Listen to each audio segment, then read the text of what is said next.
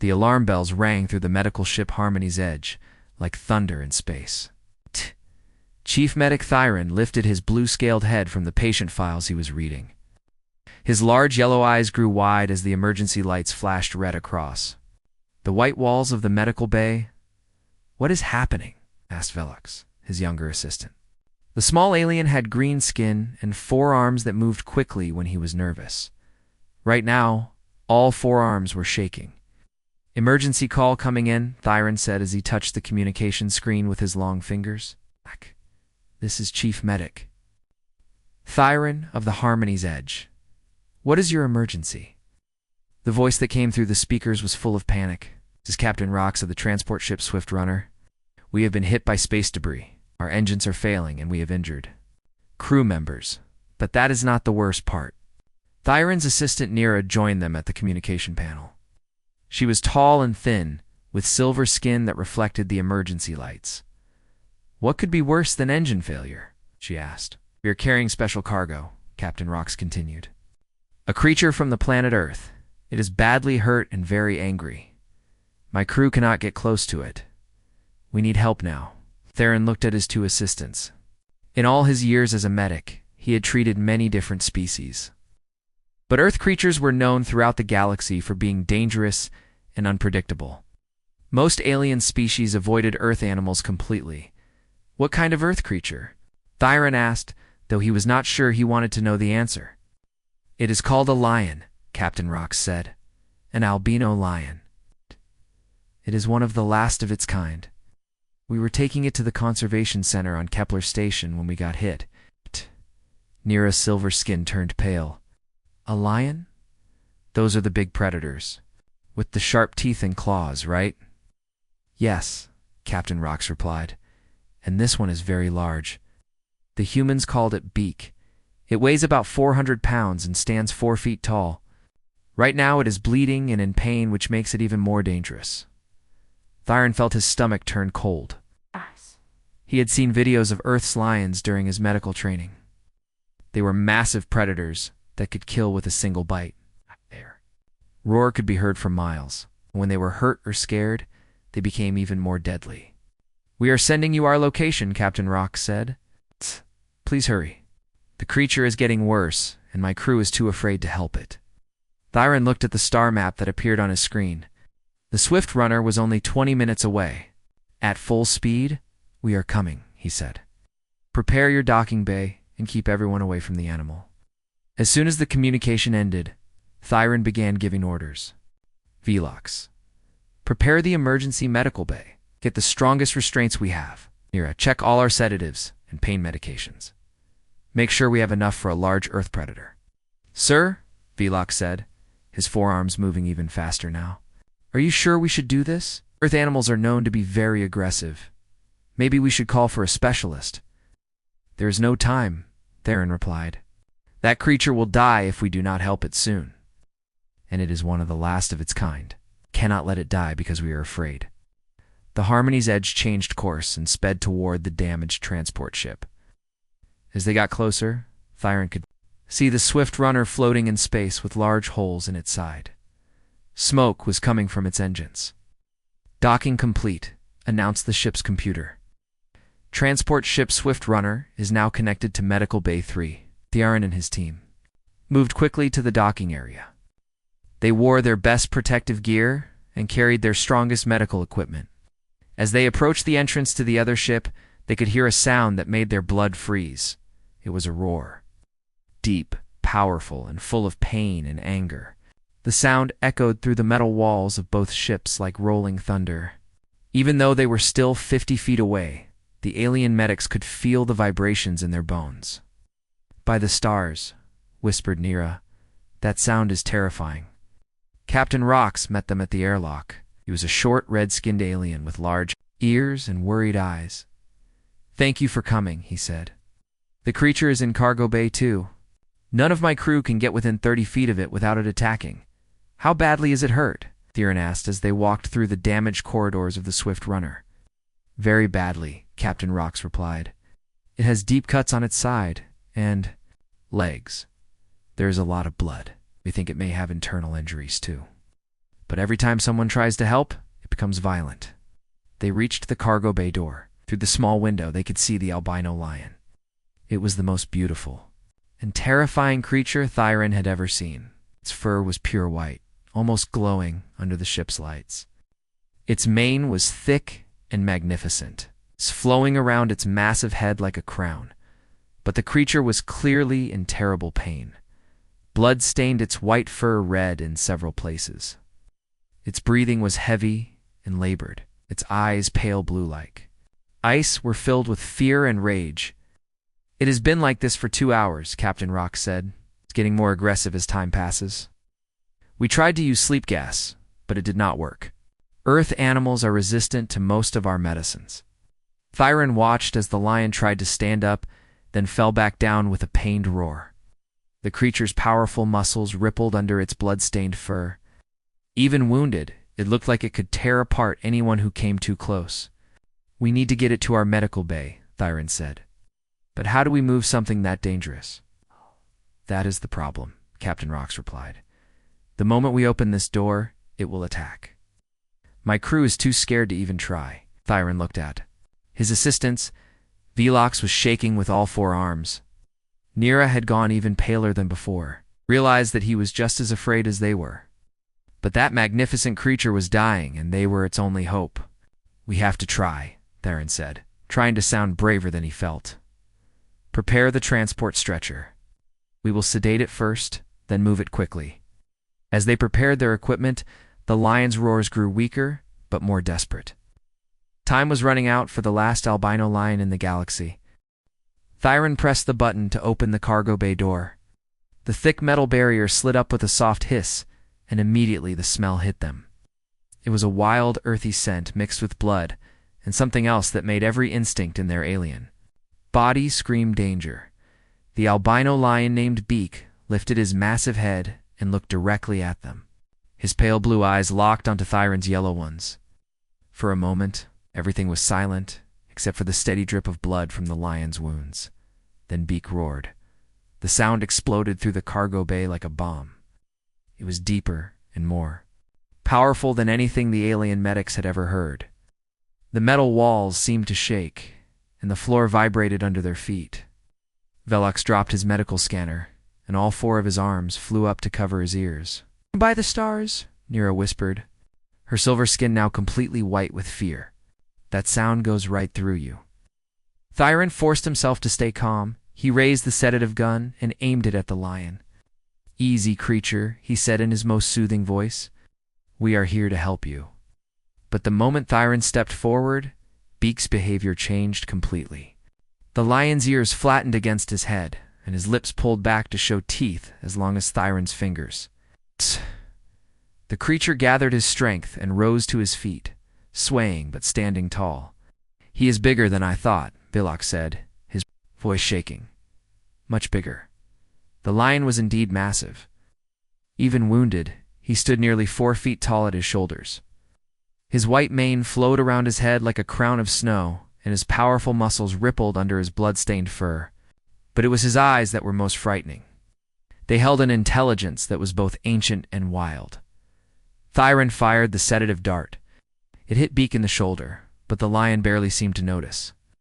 Instead, he took a step forward and roared, again this time even louder than before. "The sedative is not working," Nira said, backing away from the door. "Earth animals are too different from us.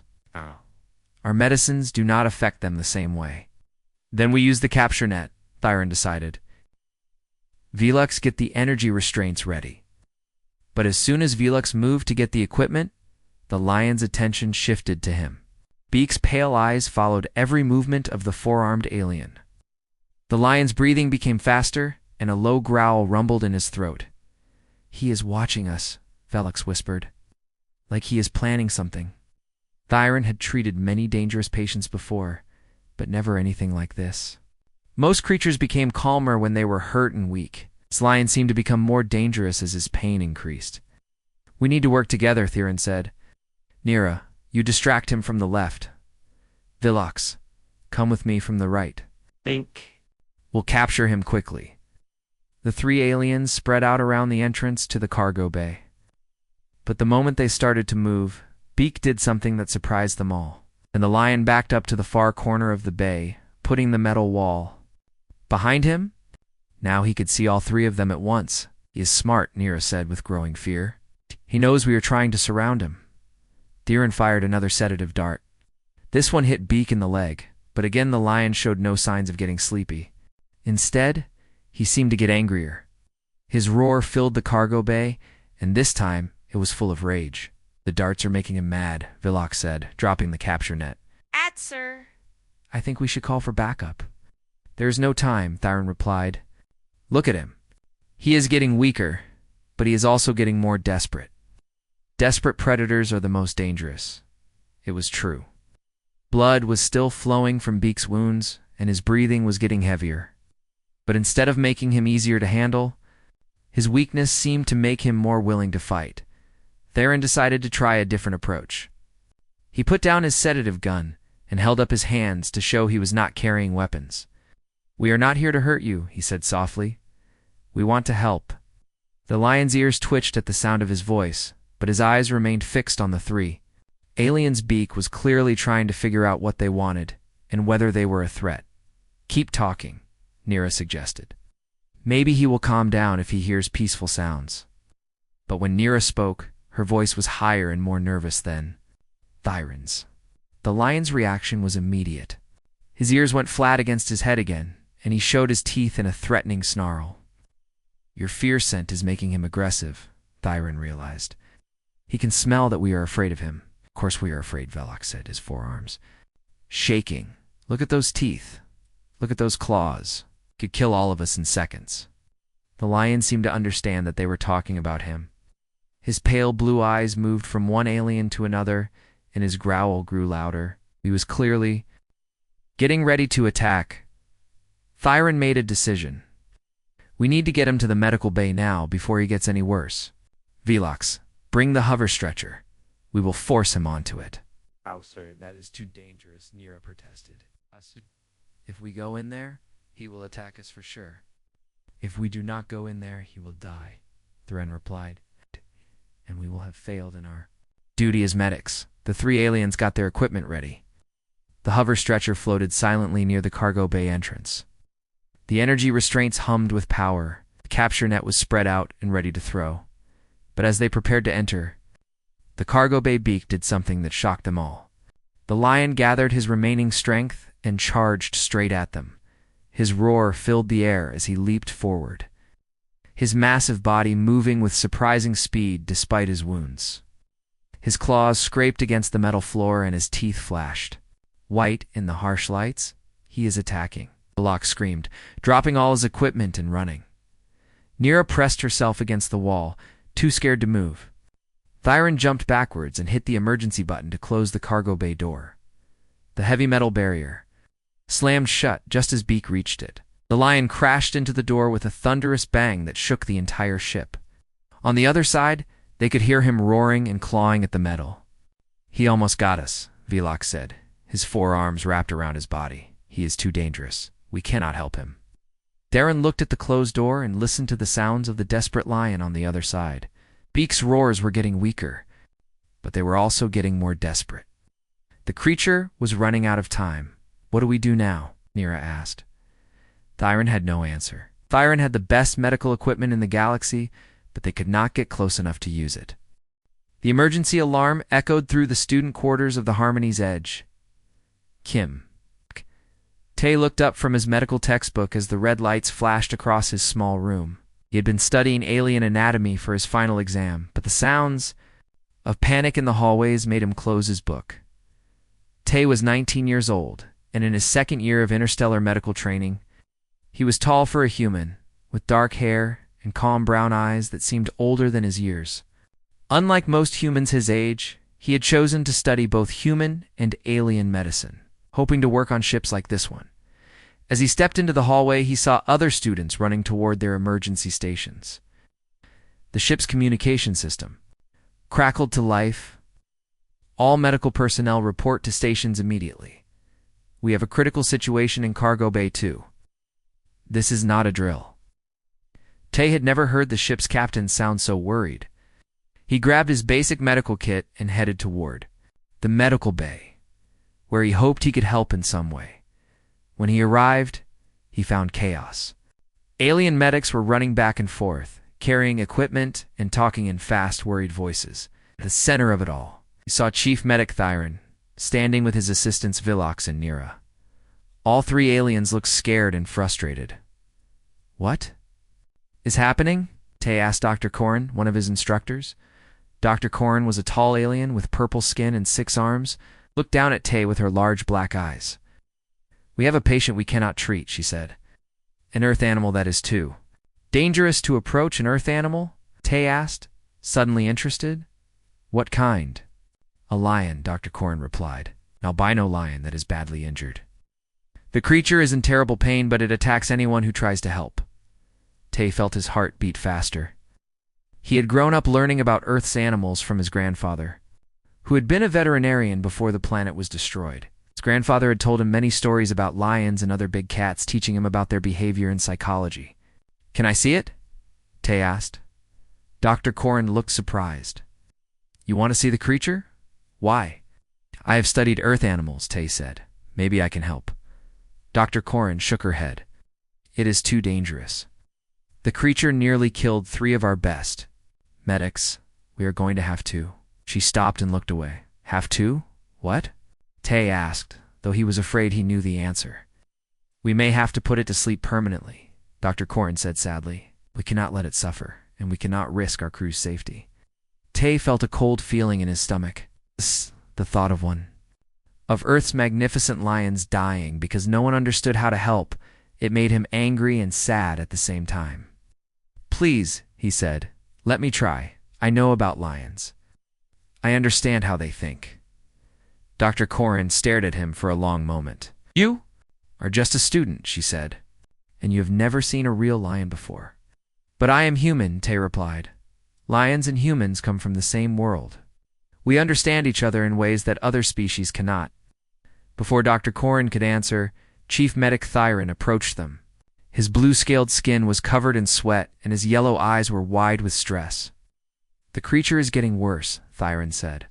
"It has been 2 hours since we last tried to help it. The blood loss is severe, and its breathing is becoming labored." "Sir," Tay said, stepping forward, "I would like to volunteer to help." Thyron looked at the young human with surprise. "You? But you are just a student, and you are human. This creature is from your world. It might attack you even more quickly. Or it might trust me," Tay said. "Lions are social animals. They understand body language and tone of voice. If I approach it correctly, it might let me help." Thyron shook his head. "Too dangerous. We've already decided to use the emergency protocols. We'll put the creature to sleep permanently to end its suffering." "Wait," Tay said urgently. "Before you do that, let me see the security footage. Let me watch how the lion has been behaving. Maybe I can learn something that will help." Thyron looked at Dr. Corrin, who nodded slowly. "Show him," she said, "but quickly. We do not have much time." They moved to the observation deck above the medical bay. Through the large windows, they could see the cargo bay where the lion was trapped. On the security monitors, they could watch recordings of everything that had happened. Tay watched carefully as the alien medics tried to approach the lion. He saw how the creature's ears flattened when they spoke in high, nervous voices. He noticed how the lion backed into the corner to protect himself. Most importantly, he saw how the lion's behavior changed when the alien showed fear. "There," Tay said, pointing at the screen. "Do you see how he reacts when your people get scared? He becomes more aggressive," Thyron said. "That is why he is so dangerous." "No," Tay said. "He becomes more defensive. Look at his body language. He is not trying to hunt you. He's trying to protect himself because he thinks you are going to hurt him." Thyron studied the recordings again, but he charged at us. He tried to attack. What? "Only when you cornered him," Tay explained. What? "Trapped and scared, he tried to escape. That is normal behavior for a frightened animal." On the current security feed, they could see the lion lying on his side. His white fur was stained with blood, and his breathing was slow and heavy. Every few minutes, he would lift his head and look around, but he seemed to be getting weaker. "Is dying," Nira said softly. "We are running out of time." Tay looked at the magnificent creature on the screen. Even hurt and scared, the lion was beautiful. His white mane was like snow, and his pale blue eyes held an intelligence that touched something deep in Tay's heart. "Please," Tay said, "let me try. I promise I will be careful. If the lion shows any sign of aggression, I will back away immediately. It is too risky," Tyron said. "If something happens to you, we will be responsible." "You will be responsible if you let him die without trying everything possible," Tay replied. "This lion is one of the last of his kind. He deserves a chance." Dr. Corin put one of her 6 hands on Tay's shoulder. "What makes you think you can succeed where trained medics have failed?" Tay looked at the security feed again. The lion's eyes were closing, and his breathing was getting slower. Time was running out. "Because I am not afraid of him," Tay said simply. "And because he and I both come from the same world. We speak the same language, even if we do not use words." The room fell silent except for the sound of the ship's engines and the quiet beeping of medical equipment. Everyone was looking at Tay, waiting for the decision that would determine whether the last albino lion in the galaxy would live or die. Finally, Chief Medic Thyron spoke. "If you are going to try, you must do it now. But at the first sign of danger, you will leave immediately. Do you understand?" Tay nodded. "I understand. And may the stars help you," Siren said, "because I think you are going to need all the help you can get." Tay stood outside the cargo bay door, holding only his basic medical kit. The alien medics watched him from the observation deck above, their faces pressed against the glass. He could hear their worried voices through the communication system, but he tried to ignore them. "Remember, Chief Medic," Thyron said through the speaker, "at the first sign of aggression, you must leave immediately." Tay nodded and placed his hand on the door control. He took a deep breath and tried to remember everything his grandfather had taught him about lions. They were proud creatures, but they were also intelligent. They could sense fear and aggression, but they could also recognize kindness. The door slid open with a soft hiss. Immediately, Tay smelled the wild scent of the lion mixed with blood and fear. It was a smell that spoke to something deep in his human memory, something that remembered when his ancestors lived alongside these great cats. Beak was lying on his side about 20 feet away.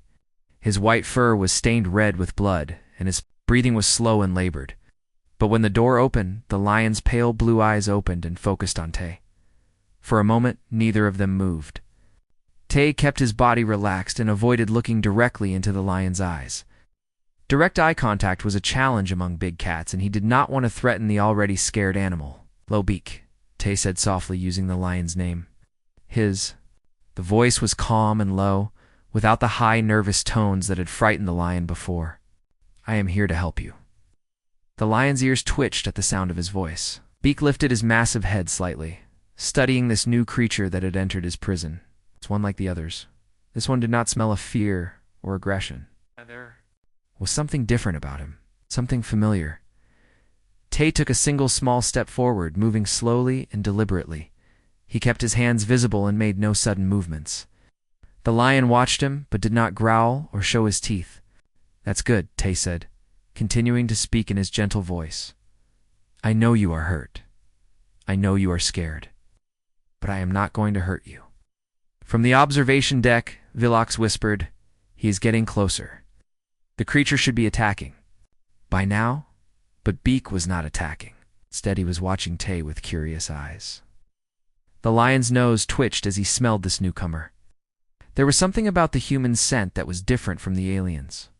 It carried memories of grasslands and sunshine, of the world they had both lost. Tay took another step forward, then stopped. He crouched down to make himself smaller and less threatening. "I know you miss home," he said softly. "I miss it too. Earth was our world, yours and mine." The lion's ears moved forward slightly, a sign that he was listening. His breathing was still heavy, but some of the tension had left his body. "Look at that," Nira said from above. "The creature is calming down." Tay slowly reached into his medical kit and pulled out a small water bottle. He opened it carefully, making sure his movements were slow and visible. Then he poured some water into his palm and held it out toward the lion. Are you thirsty? He asked. You have lost a lot of blood. You need water? Beak's nose twitched again.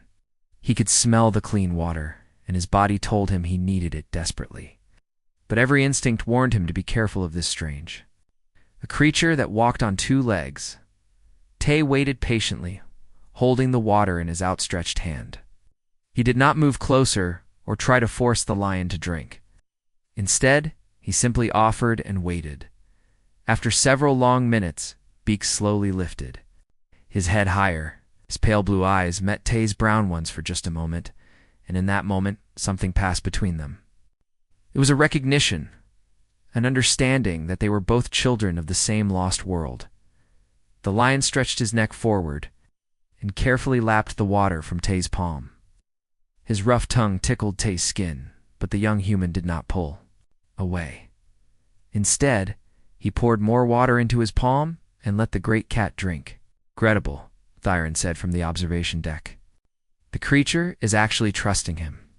As Beak drank, Tay slowly moved closer. He was now only 5 feet away from the massive predator, close enough to see the individual hairs in the lion's white mane, close enough to hear the soft sounds the lion made as he drank. You are very beautiful, Tay said quietly. Your mane is like snow, and your eyes are like winter sky. No wonder you were chosen to be saved. The lion finished drinking and looked up at Tay.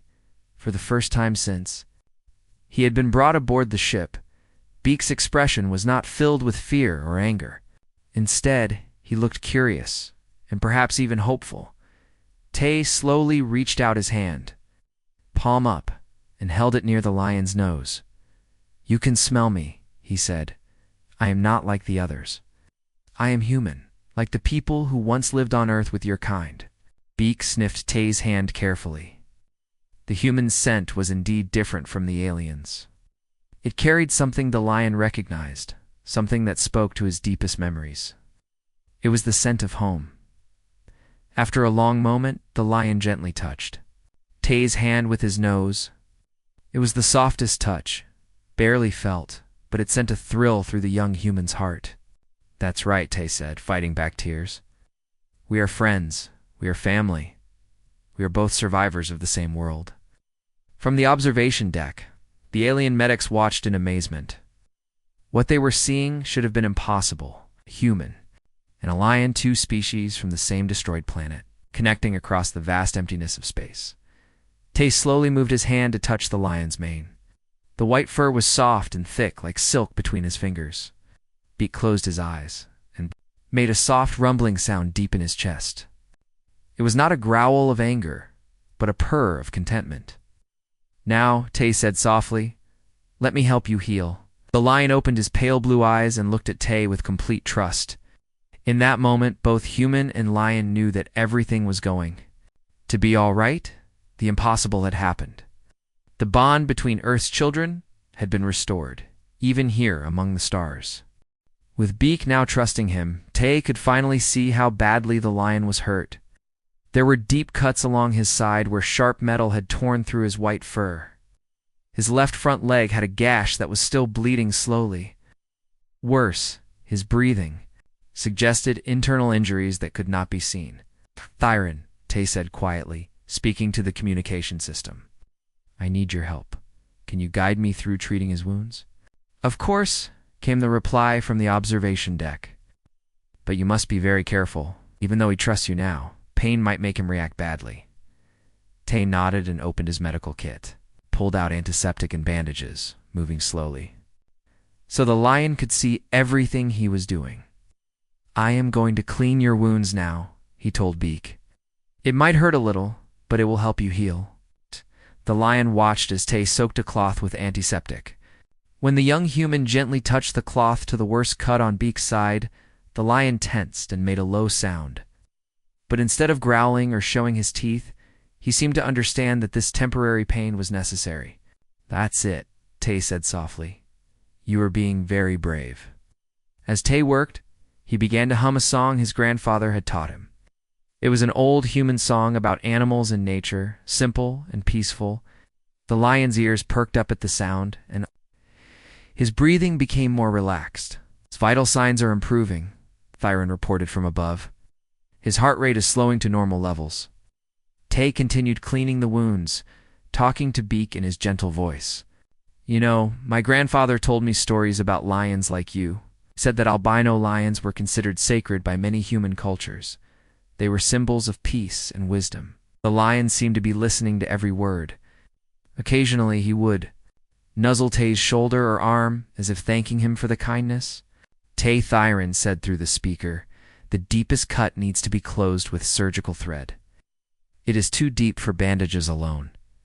Tay looked at the wound on Beak's side. It was about 6 inches long and quite deep. He had learned how to do simple stitches in his medical training, but never on a living lion. "Can you walk me through it?" Tay asked. "Yes," Thyron replied. "But first, we need to numb the area. I am sending down a local anesthetic through the supply tube." A small tube extended from the wall near Tay. He took the syringe of anesthetic and showed it to Beak. "This will make your side feel numb so I can fix the cut without hurting you."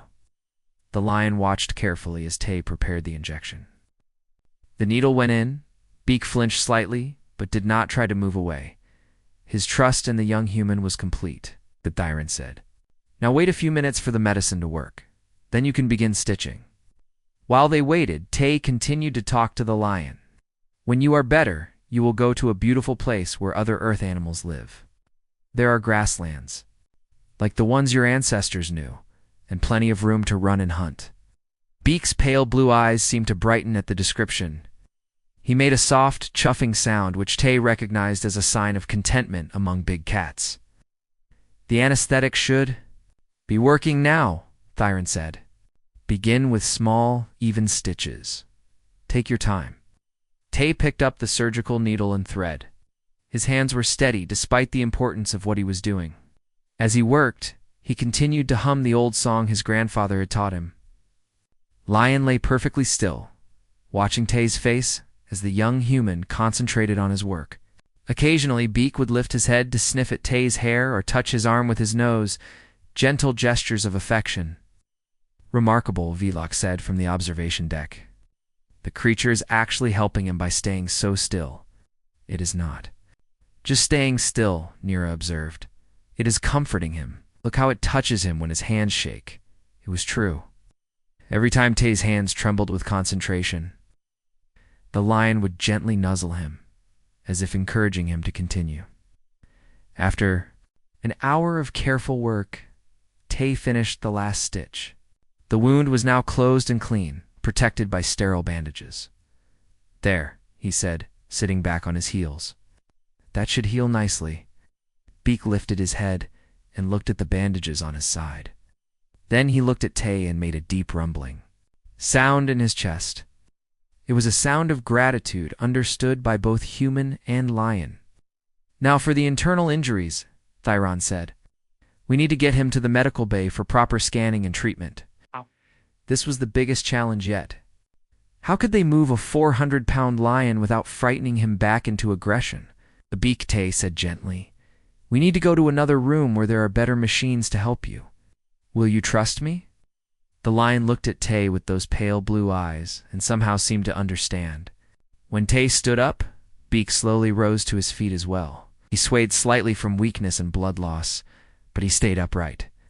"I cannot believe what I am seeing," Dr. Korn said through the speaker. "The creature is actually going to follow him." Tay walked slowly toward the cargo bay exit, and Beak followed step by step.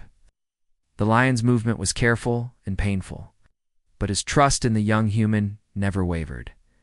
As they reached the door, Tay turned back to look at his new friend. "Together," he said softly, "we will face whatever comes next together." The lion's response was to gently touch Tay's hand with his nose, a gesture that said more than words ever could. As they walked through the corridors of the ship together, human and lion side by side, the alien crew members stopped and stared in amazement. What they were witnessing was more than just successful medical treatment. It was proof that some bonds transcend species, planet, and even death itself. The children of Earth had found each other again among the stars. 3 weeks later, Tay stood in the observation deck of the conservation station orbiting Kepler Prime. Through the large windows, he could see the grasslands below, where Beak now lived.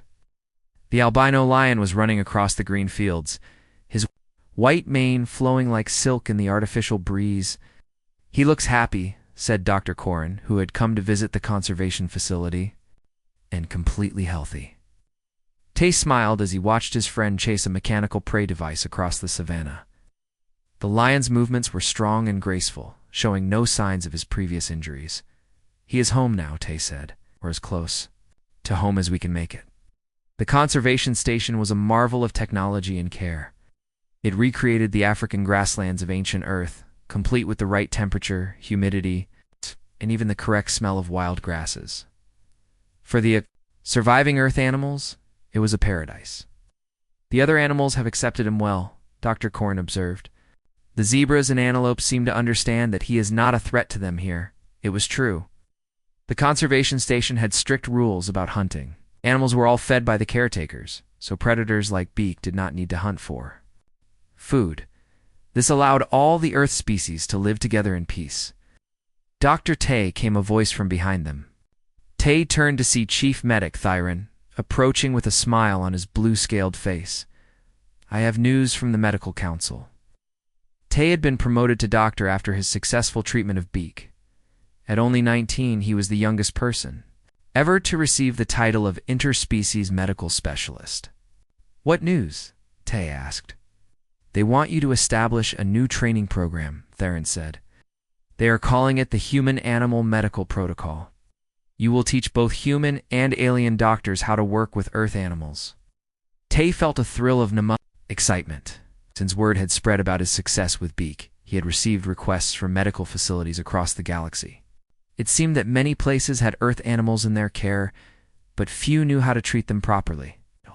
"There is more," Thyron continued. "The Galactic Council wants to fund a complete research station. It will study the relationships between humans and Earth animals and develop new treatment methods." Through the window, Tay could see Beak lying in the shade of an artificial acacia tree. The lion seemed to sense he was being watched because he lifted his head and looked directly at the observation deck. Even from this distance, Tay could see those pale blue eyes that had first looked at him with fear and pain. "I accept," Tay said without hesitation. "But I have one condition." "What is that?" Theron asked. "Beak comes with me," Tay said. "As my partner and assistant. He can help other Earth animals learn to trust alien doctors." Thyron looked surprised. "You want to take the lion with you? But he is safe here. Why would you risk moving him again?" Tay smiled and touched the window glass.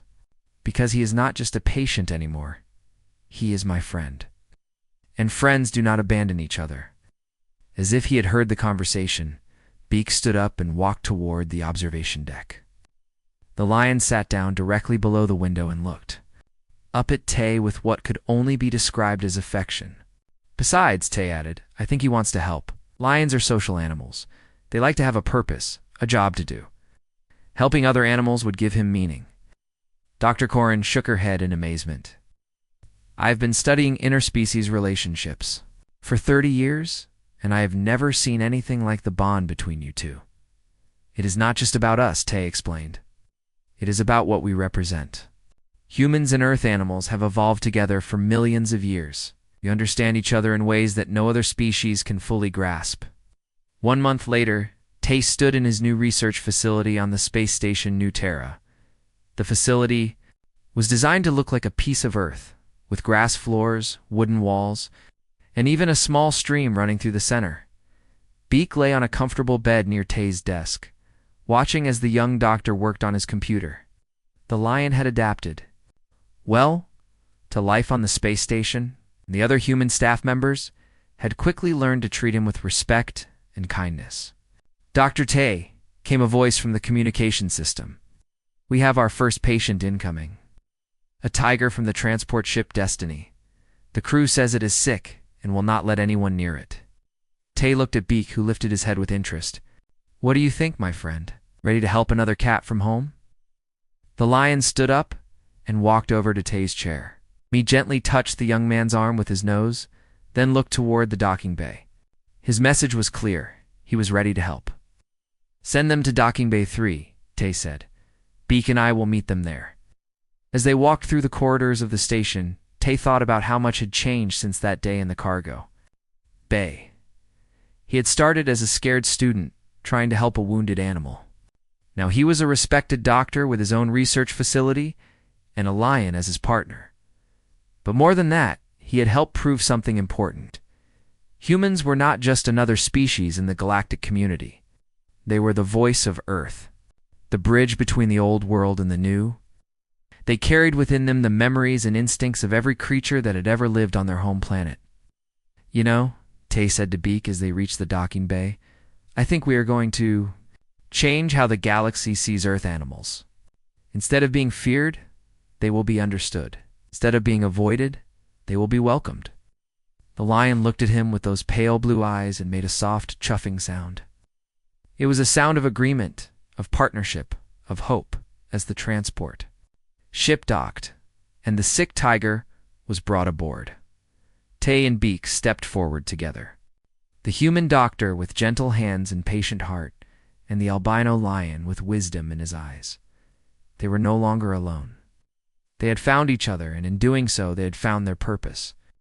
They were the children of Earth, carrying the memory of their lost world to the stars, and they would make sure that no Earth animal would ever face fear and pain alone again.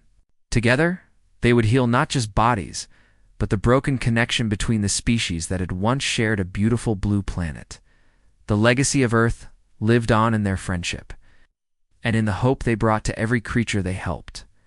The galaxy had learned that some bonds are stronger than death, stronger than distance, stronger than time itself. The bond between the children of Earth would never be broken again.